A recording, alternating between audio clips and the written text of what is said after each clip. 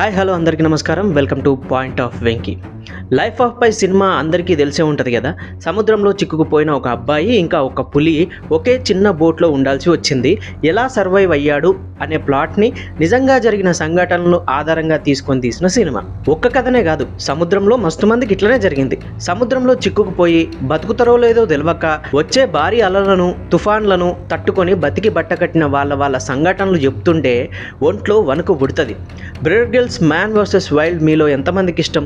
చిన్నప్పటి నుంచి నాకు ఆ ప్రోగ్రామ్ అంటే పిచ్చి ఉంటుండే. సర్వైవల్ స్కిల్స్ బాగా చెప్తుండే ఆయన. ఇక సేమ్ మ్యాన్ వర్సెస్ వైల్డ్ లాగానే మ్యాన్ వర్సెస్ ఓషన్ అన్నట్టు పసిఫిక్ మహాసముద్రంలో చేపల వేటకు వెళ్ళి తప్పిపోయిన ఓ జాలరి 95 రోజుల తర్వాత ఒక గస్తీ నౌకకు కనిపించిండు. ఈ 95 రోజుల టైంలో అతను అక్కడ దొరికిన తాబేళ్లు, పిట్టలు, బొద్దింకలు తిని ప్రాణాలు కాపాడుకున్నాడట. అతని పేరు మాక్సిమో నాపా క్యాస్ట్రో. పెరువుకు చెందిన అతని వయస్సు 61 ఏండ్లు. దక్షిణ పెరు తీరంలో మార్కోనా అనే పట్టణం నుండి డిసెంబర్ 7న చేపల వేటకు పోయిండు. 10 రోజుల తర్వాత ఒక పెద్ద తుఫాన్ కారణంగా ఆయన పడవ దారి తప్పి ఎటో కొట్టుకుపోయిందట. తన దగ్గరున్న కొద్దిపాటి సరుకులు వస్తువులతోని ఆయన కాలం గడపాల్సి వచ్చింది. కాస్ట్రో తప్పిపోయినట్లు గుర్తించిన ఆయన కుటుంబం ఎక్కడున్నాడో కనుక్కునేందుకు వెతుకులాట ప్రారంభించింది. పోలీసులకు ఇన్ఫార్మ్ చేసిర్రు. తర్వాత పెరు సముద్ర గస్తీ దళాల సాయం తీసుకున్నా కూడా ఫలితం లేకపోయింది. చివరకు తీరం నుంచి సుమారు 1100 కిలోమీటర్ల దూరంలో ఒక బోటులో ఉన్న కాస్ట్రోని ఈక్వెడార్ గస్తీ నౌక డాన్ ఎఫ్ గుర్తించింది.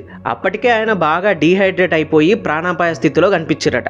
బీబీసీతో జరిగిన ఇంటర్వ్యూలో ఆయన వర్షం నీళ్లను పట్టుకొని ప్రాణాలు నిలుపుకున్నానని, ఏది దొరికితే అది తిని బతికి బయటపడ్డానని చెప్పిర్రు.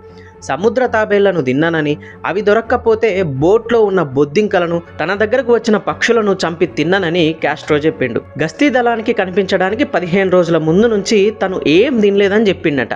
తన కుటుంబం గురించి, ముఖ్యంగా తన తల్లి, 2 నెలల మనవరాలి గురించి ఆలోచిస్తూ గడపడమే బతకడానికి తనకు శక్తినిచ్చిందని కాస్ట్రో అన్నారు. రోజు అమ్మ గురించి ఆలోచించేవాడినని, బతికేందుకు నాకు సెకండ్ ఛాన్స్ ఇచ్చినందుకు దేవునికి కృతజ్ఞతలని బోరున ఏడ్చేసిండట. తన కొడుకు తప్పిపోయినా తన బంధువులు ఆయన వస్తాడని నమ్మకంతో ఉన్నారని, తను మాత్రం ఆశలు వదిలేసుకున్నానని కాస్ట్రో తల్లి అన్నారట. కాస్ట్రోను వైద్య పరీక్షల కోసం పైటా పట్టణానికి తీసుకెళ్లి అక్కడి నుంచి రాజధాని లిమాకు తరలించారు.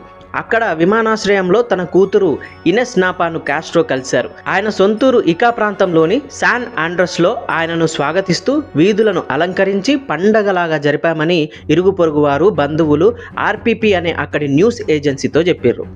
గత సంవత్సరం రష్యాకు తూర్పున ఉన్న ఓకోట్స్క్ సముద్రంలో ఒక చిన్న పడవ గాలికి కొట్టుకుపోవడంతో రష్యాకు చెందిన మిఖాయిల్ పిచ్గిన్ సముద్రంలో తప్పిపోయి 2 నెలల తర్వాత దొరికిర్రు. అదేవిధంగా ఎల్ సాల్వడార్కు చెందిన జాలరి జోస్ సాల్వడార్ అల్వారెంగా కూడా పసిఫిక్ మహాసముద్రంలో తప్పిపోయిన 14 నెలల తర్వాత తీరానికి చేరుకోగలిగిర్రు. 2012లో మెక్సికో తీరం నుంచి బయలుదేరి వెళ్లిన ఆయన 2014 ప్రారంభంలో మార్షల్ దీవుల దగ్గర దొరికిరు.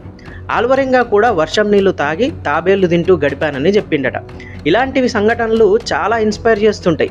ప్రాణం మీదకు వస్తే ఆ ప్రాణం కాపాడుకోవడానికి ఏమైనా చేస్తాడు మనిషి, ఎంతకైనా తెగిస్తాడు. ప్రాణం విలువ తెలుసు కాబట్టి. అట్లనే వాళ్ళ ఒక్కడితోనే ముడిపడలేదు ప్రాణం. ఒకరి ప్రాణం మీద వాళ్ళ కుటుంబం మొత్తం ఆశలు పెట్టుకుంది కాబట్టి బతకడానికి ప్రయత్నిస్తూ చివరకు సాధించిర్రు, బ్రతికి బయటపడ్డారు. ఈ వీడియో కనుక నచ్చినట్లయితే లైక్ చేయండి, కమెంట్ చేయండి, షేర్ చేయండి and please subscribe point of Venky.